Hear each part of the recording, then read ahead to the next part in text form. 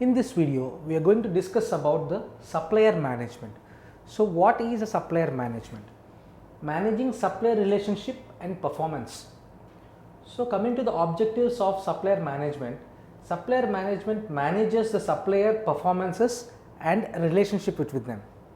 Ensure the right and relevant contracts with suppliers. Manage the contracts throughout their life cycle. So managing the contracts throughout the life cycle of the supplier management.